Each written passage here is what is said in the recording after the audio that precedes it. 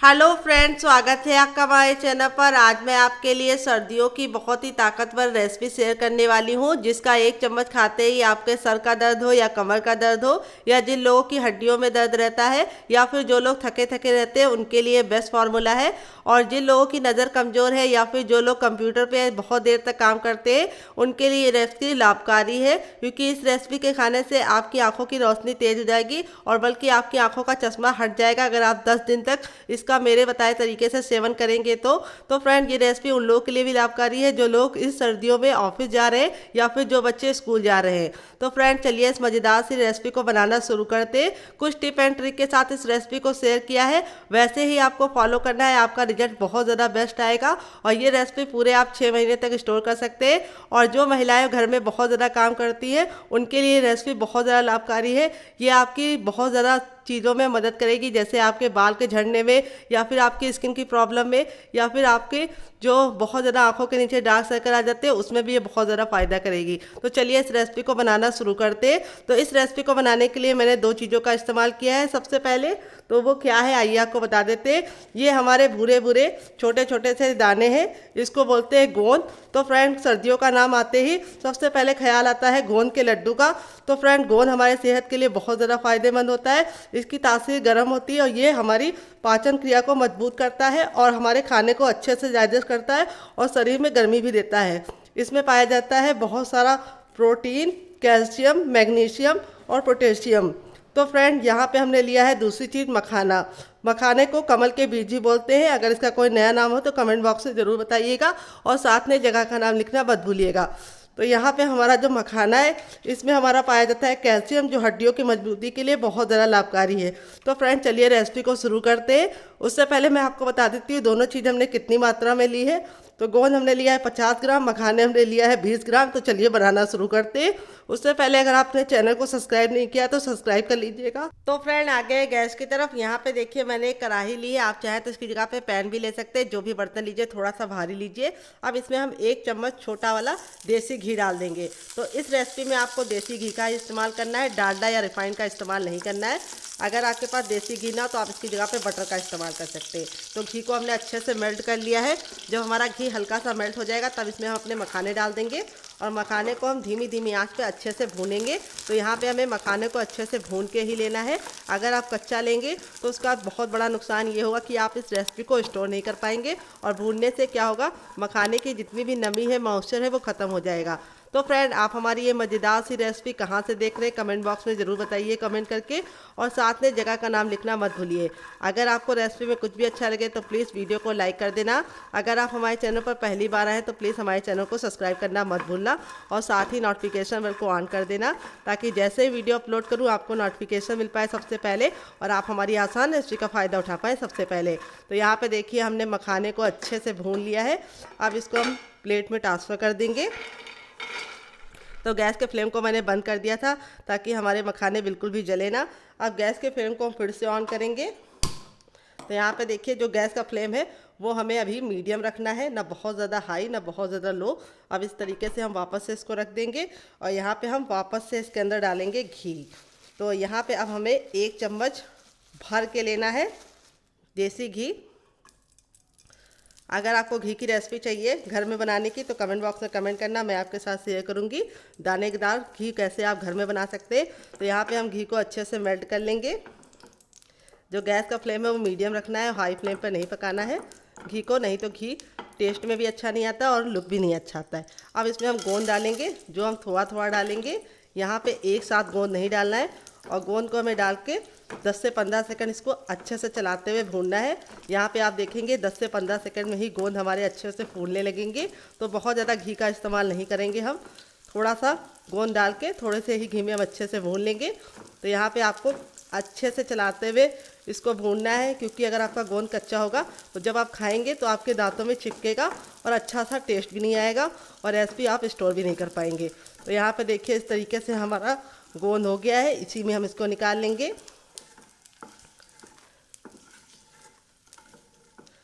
तो यहाँ पे मैंने जो गोंद इस्तेमाल किया है वो बबुल का है।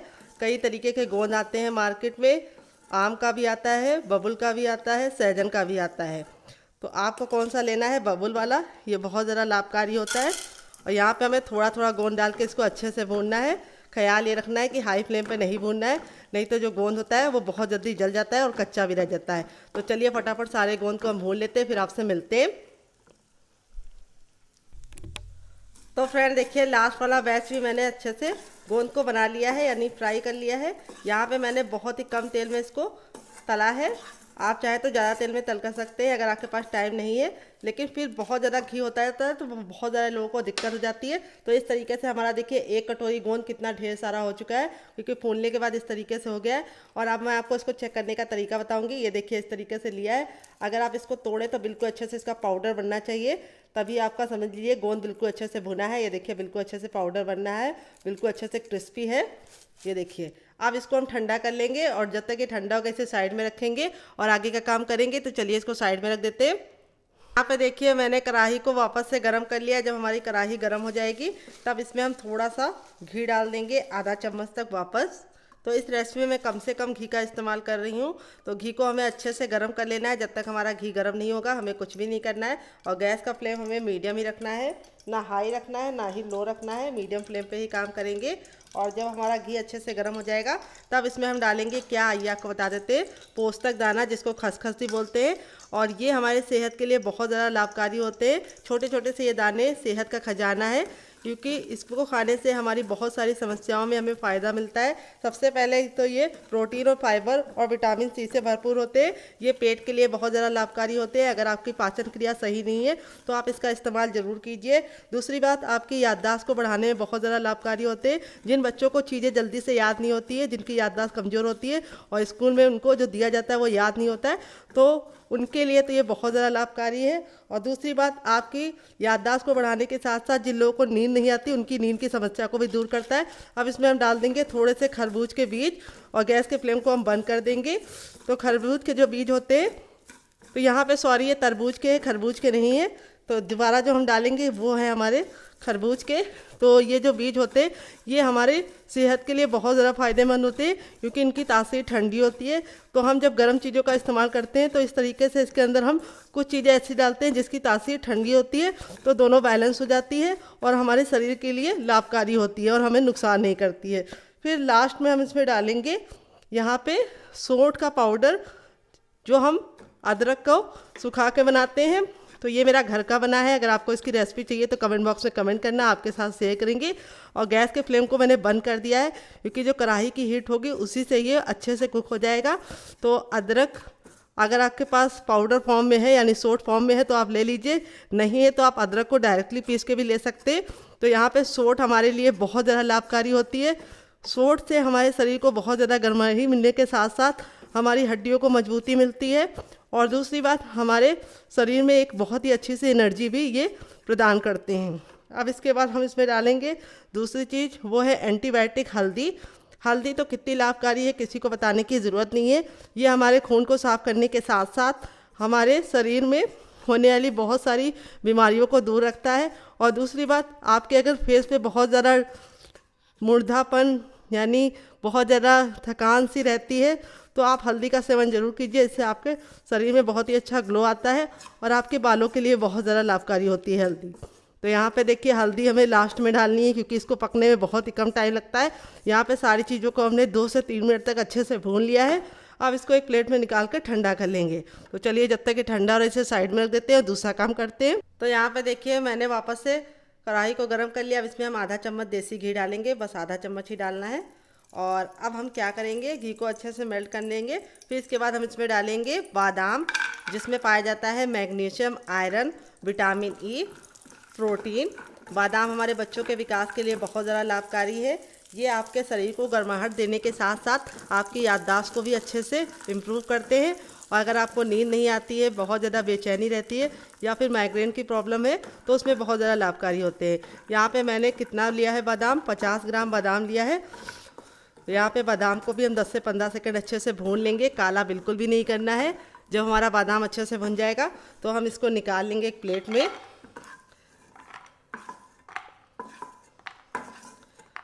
और अब इसके बाद हम इसमें दूसरी चीज़ क्या डालेंगे, आइए आपको बता देते हैं। तो अब इसमें हम डालेंगे छुआरे। तो यहाँ पे मैंने 50 ग्राम ही छुआरा लिया है। तो यहाँ पे जो छुहारे हैं इसमें क्या क्या पाया जाता है, इसमें जिंक पाया जाता है, आयरन पाया जाता है, फाइबर पाया जाता है और विटामिन सी पाया जाता है, जो आपके शरीर की कमजोरी को दूर करने के साथ साथ आपके दिमाग के लिए बहुत ज़्यादा फ़ायदेमंद होता है। और दूसरी बात, ये आपकी हड्डियों को मजबूती भी देता है। तो यहाँ पे आपको छुहारा ज़रूर डालना है और इससे हमारे जो रेसिपी है उसमें स्वीटनेस भी नेचुरली आ जाएगी। तो यहाँ पे हम छुहारे को ज़्यादा नहीं पकाएंगे, बस इसका हमें हल्का सा मॉइस्चर ख़त्म करना है, इसलिए गैस के फ्लेम को मैंने बिल्कुल मीडियम रखा है और मीडियम फ्लेम पे इसको हम पका लेंगे। तो यहाँ पे देखिए छुहारे भी हमारे अच्छे से हो गए हैं। आधे चम्मच घी में मैंने दोनों चीज़ों को अच्छे से कर लिया। अब इसको भी निकाल लेंगे एक प्लेट में।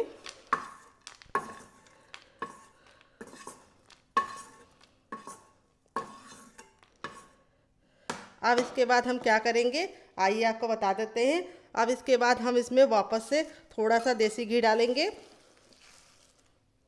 आधा चम्मच, और इसको अच्छे से मेल्ट होने देंगे।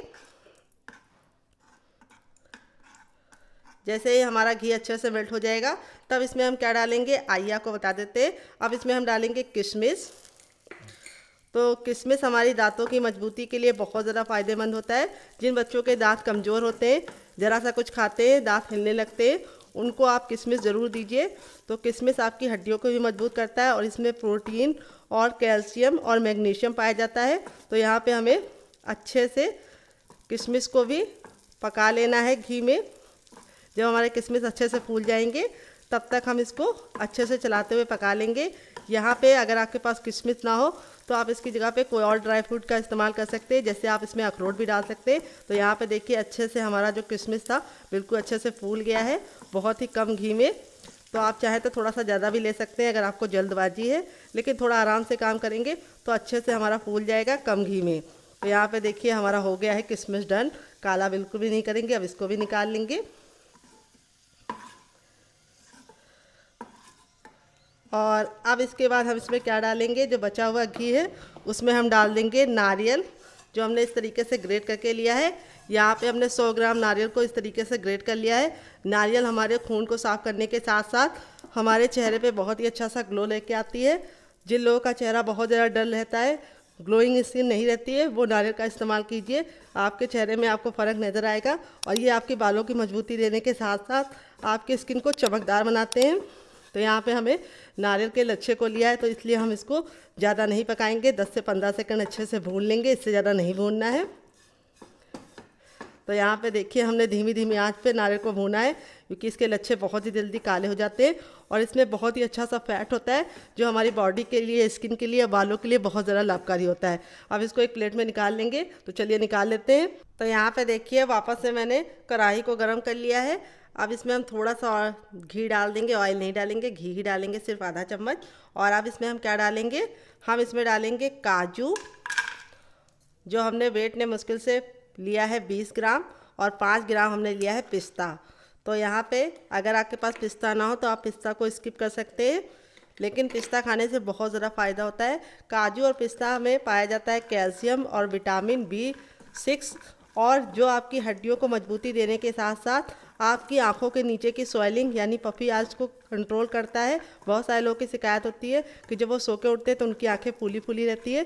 तो इसको सेवन करने से आपकी वो समस्या का समाधान मिलेगा और ये आपकी हड्डियों को मजबूती देने के साथ साथ आपकी बॉडी में बहुत ही गजब की एनर्जी देता है। अगर आपके बाल बहुत ज़्यादा रूखे रूखे से हैं तो आप काजू और पिस्ता का सेवन कीजिए, आपके बालों में बहुत ही अच्छी सी चमक आएगी और बहुत ही अच्छे से हेल्दी से बालों की ग्रोथ होगी। जिनके बाल झड़ते हैं वो भी पिस्ता और काजू का इस्तेमाल कर सकते हैं।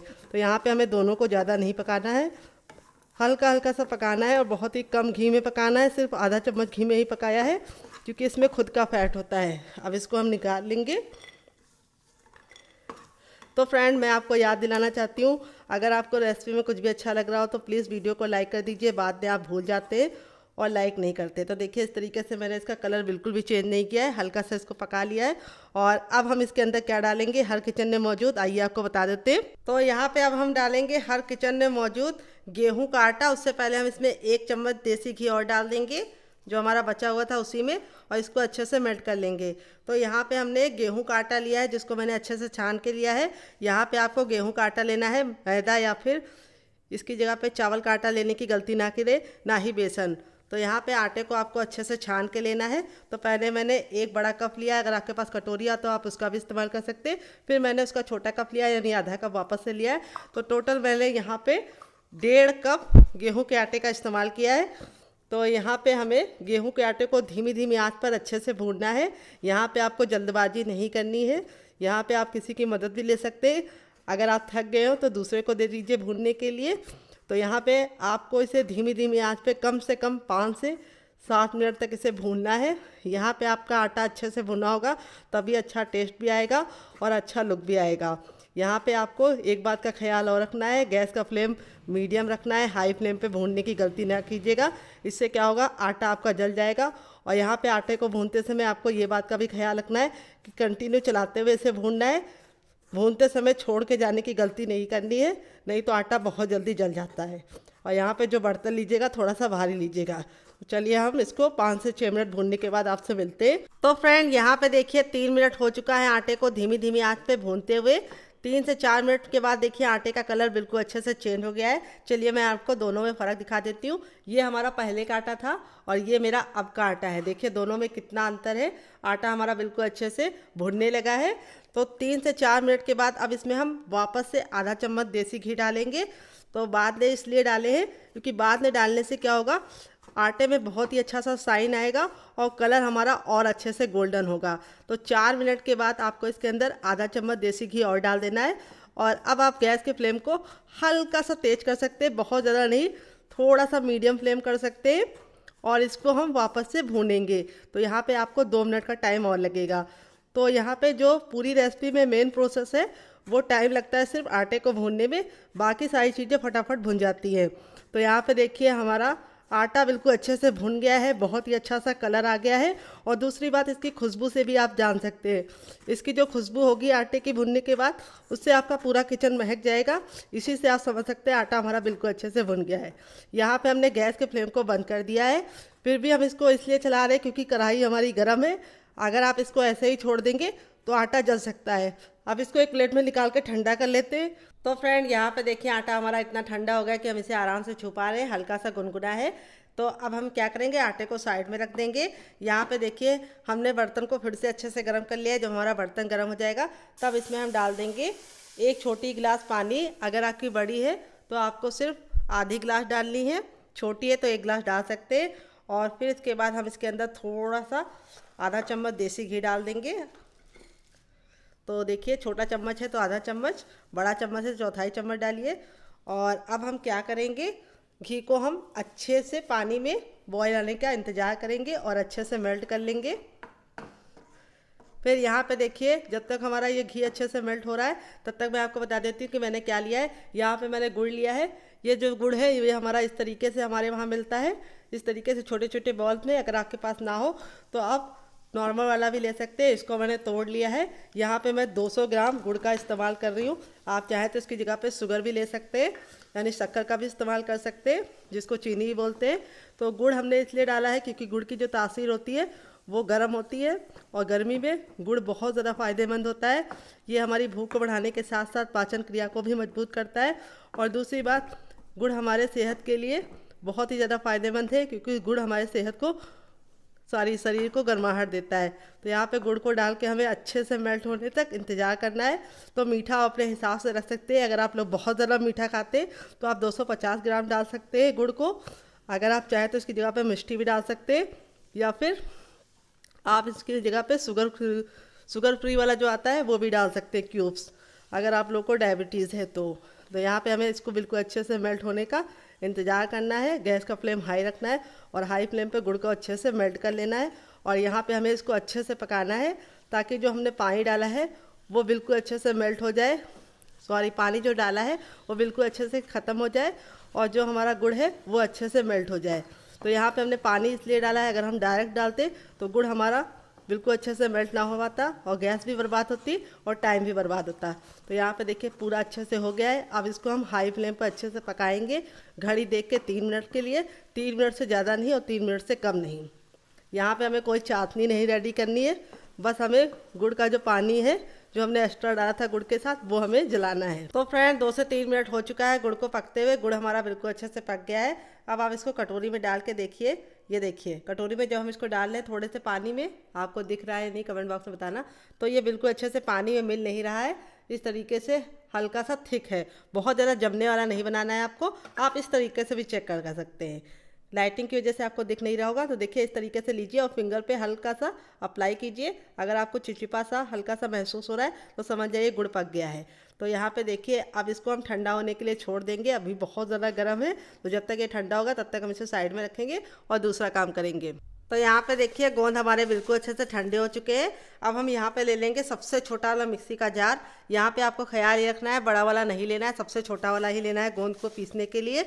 और दूसरी बात आपको ख्याल ये रखना है जार जो ले रहे हैं बिल्कुल अच्छे से सूखा होना चाहिए, बिल्कुल भी इसमें नमी या पानी नहीं होना चाहिए। अगर हो तो आप इसको पोंछ के अच्छे से फैन के नीचे रख दीजिए, तब इसके अंदर इस तरीके से हम डालेंगे। एक बार में इतना ही डालना है जितना कि ये आसानी से पिस पाए। अगर आप बहुत ज़्यादा भर देते हैं तो इसको घूमने में दिक्कत होती है और पिस नहीं पाता है। तो आप चलिए इसको पीस लेते हैं, हल्का सा दरदरा पीसेंगे। तो चलिए पीस के लेके आते हैं, फिर आपको दिखाते हैं।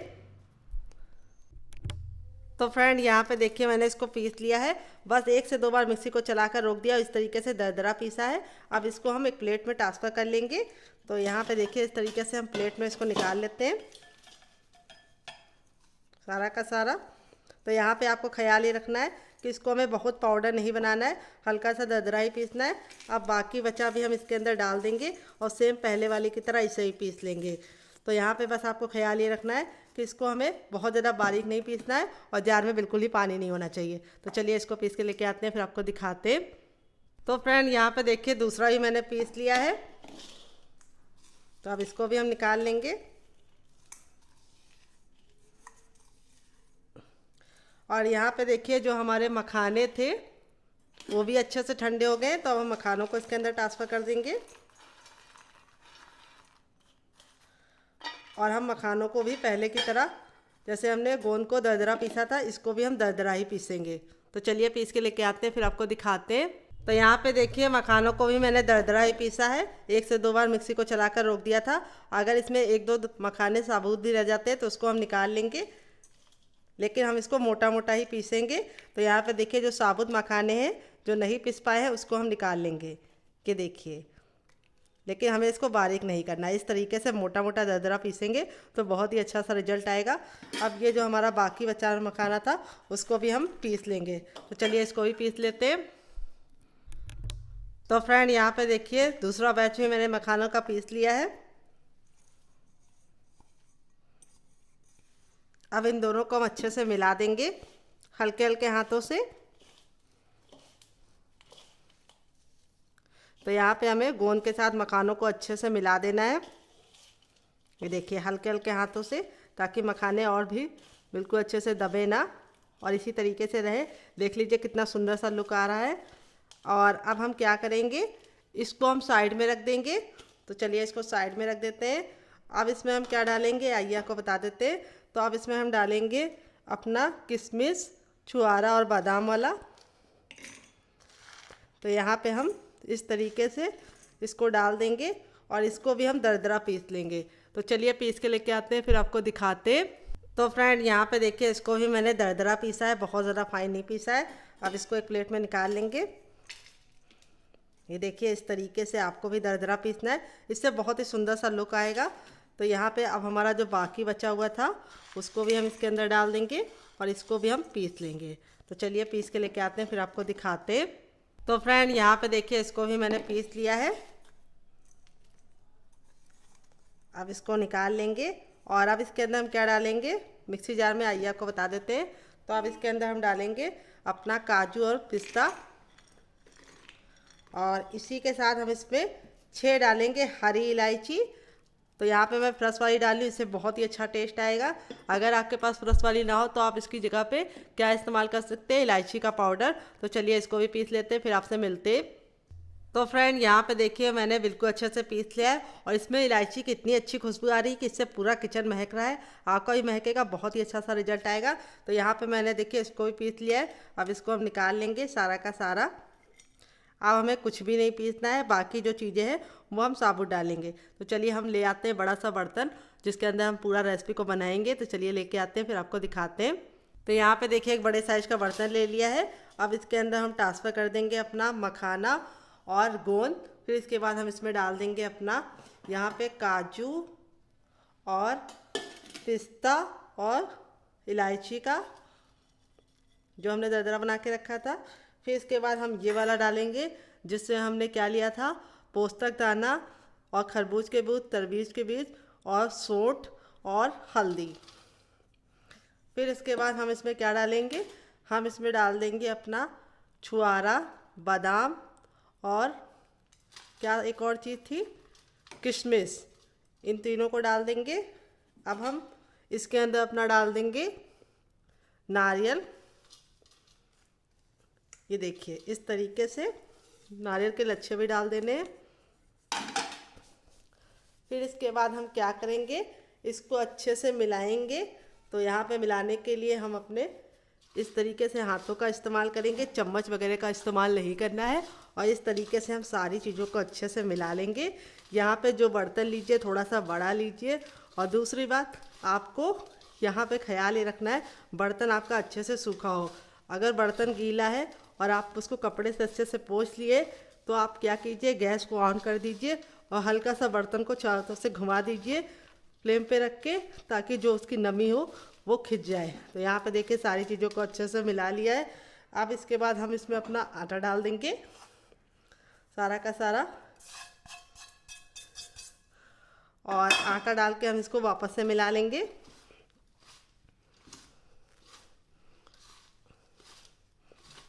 ये देखिए आटा डाल के हमने बिल्कुल अच्छे से मिला लिया है। और अब हम इसके अंदर अपना डालेंगे ये वाला गुड़ वाला चाशनी, जिसको हमने मिक्सी के जार में इसलिए ले लिया था क्योंकि जार हमारा बिल्कुल अच्छे से सूखा था। यहाँ पे मैं गिलास वगैरह में इसको ट्रांसफ़र करती तो गिलास में थोड़ा सा पानी लगा था, तो इसीलिए मैंने इसको मिक्सी के जार में डाल दिया। हल्का सा जब गरम गरम सा होगा तभी हम इसके अंदर मिला देंगे। ये देखिए, तो मीठा अपने हिसाब से रख सकते हैं। अगर आपको लगे कि चाशनी कम है तो आप क्या कर सकते हैं, थोड़ा सा और बना के डाल सकते हैं। लेकिन मेरी तरीके से, मेरे मेजरमेंट के साथ काम करेंगे तो बिल्कुल भी कम नहीं पड़ेगी। और इस तरीके से हम इसको अच्छे से मिला लेंगे आपस में। तो यहाँ पे देखिए इस तरीके से बाइंड हो रहा है, ये बिल्कुल भी कमी नहीं है। अगर आप चाहें तो इसमें, अगर आपको कमी लगे बाइंडिंग में थोड़ी सी मॉइस्चर की, तो आप इसमें थोड़ा सा देसी घी भी गर्म करके डाल सकते हैं। तो परफेक्ट है। अब हम इसको बांधेंगे। तो यहाँ पे बांधने से पहले हम थोड़ा सा देसी घी लगा लेंगे और फिर बांधेंगे। तो चलिए हाथों को वॉश करके लेके आते हैं सुखा के, फिर इसको बांधेंगे। आप अगर चाहे तो इसको ऐसे भी स्टोर कर सकते हैं और रोज़ाना इसका 1 चम्मच सेवन करके आप 100 बीमारियों से दूर हो सकते हैं। तो फ्रेंड ये देखिए मैंने हाथों में घी लगा लिया है। घी लगाने के बाद इस तरीके से हम लड्डू बनाएंगे। तो आप चाहे तो इसको ऐसे भी इंजॉय कर सकते हैं डिब्बे में भर के। तो लड्डू बनाने के लिए आपको घी अच्छे से लगा लेना है हथेलियों पे, ताकि आपको लड्डू बनाने में बिल्कुल भी दिक्कत ना हो। और इस तरीके से हम गोल कर लेंगे। तो यहाँ पे देखिए लड्डुओं का जो साइज है वो आपको बहुत ज़्यादा ना बड़ा बनाना है ना बहुत ज़्यादा छोटा बनाना है। इस तरीके से लड्डू बनाएंगे। तो आपको कैसे यूज़ करना है वो भी हम आपको बताएंगे। तो यहाँ पे हम लड्डुओं का साइज बहुत ज़्यादा बड़ा नहीं बनाएंगे। अगर आप बच्चों को दे रहे हैं तो 1 लड्डू मत दीजिएगा, आधा दीजिएगा। अगर आप अपने लिए यूज़ कर रहे हैं तो आप 1 लड्डू रोज़ सुबह शाम खा सकते हैं, खाना खाने के बाद भी और खाना खाने के पहले भी। ये लड्डू आपके लिए बहुत ज़्यादा लाभकारी है। ये आपकी हड्डियों का दर्द या फिर सर दर्द, बालों का गिरना और आँखों की रोशनी को तेज करता है और बच्चों के दिमाग का विकास करता है। तो चलिए फटाफट लड्डू बना लेते हैं, फिर आपसे मिलते हैं। तो फ्रेंड बनकर रेडी हो चुके हैं हमारे मज़ेदार से लड्डू, जो सेहत का खजाना है। ये आपके कमर दर्द को, सर दर्द को, माइग्रेन की प्रॉब्लम को और बालों को और आँखों को बहुत ही ज़्यादा लाभ पहुंचाएंगे। बहुत ज़्यादा लाभकारी ये लड्डू है। और इस लड्डू का आपको सेवन कैसे करना है आइए मैं आपको बता देती हूँ। तो इस लड्डू को आप सबसे ज़्यादा फ़ायदा मिलेगा दूध के साथ खाने से। अगर आपको दूध नहीं पसंद है तो आप इसे गर्म पानी के साथ खाएंगे तब भी आपको फ़ायदा करेगा। अगर आप बच्चों को दे रहे तो सिर्फ आधा देना। अगर आप बड़े हैं और आपकी उम्र 30 साल है तो आप पूरा लड्डू खा सकते हैं। अगर उससे कम है तो आपको आधे से थोड़ा ज़्यादा करना है। यानी खाना है। अब मैं आपको तोड़ कर दिखाती हूँ लड्डू हमारा कितना परफेक्ट बना है, कितना माउथ मेल्टिंग बना है, बिल्कुल सॉफ्ट सा लड्डू है। और आप इसे खाइए, आपको इसके बहुत सारे फायदे मिलेंगे। तो अगर आपको लड्डू की रेसिपी में कुछ भी अच्छा लगे तो प्लीज़ वीडियो को लाइक कर देना, शेयर कर देना। अगर आप चम्मच से खा रहे हैं तो आपको 1 बड़ा चम्मच खाना है प्रतिदिन, इससे आपको बहुत ज़्यादा फायदा होगा। और इसका सेवन आप सुबह शाम दोनों टाइम कर सकते हैं, बिल्कुल भी नुकसान नहीं करेंगे आपके लिए। तो चलिए मिलते हैं बहुत ही जल्दी नई रेसिपी के साथ। इस लड्डू की रेसिपी में अगर आपको कुछ भी यूज़फुल लगा हो तो प्लीज़ वीडियो को लाइक कर देना। अगर आपने अभी तक हमारे चैनल को नहीं सब्सक्राइब किया है तो सब्सक्राइब कर लेना, साथ ही नोटिफिकेशन बेल को ऑन करना ताकि जैसे वीडियो अपलोड करूँ आपको नोटिफिकेशन मिल पाए सबसे पहले। और आप हमारी ये मज़ेदार सी लड्डू की रेसिपी कहाँ से देख रहे हैं कमेंट बॉक्स में कमेंट करके बताइए, और साथ में जगह का नाम लिखना मत भूलिए। तो चलिए मैं जा रही हूँ इस लड्डू को एंजॉय करने और फैमिली वालों को देने। तो चलिए मिलते हैं नेक्स्ट वीडियो में। Love you all, bye and take care.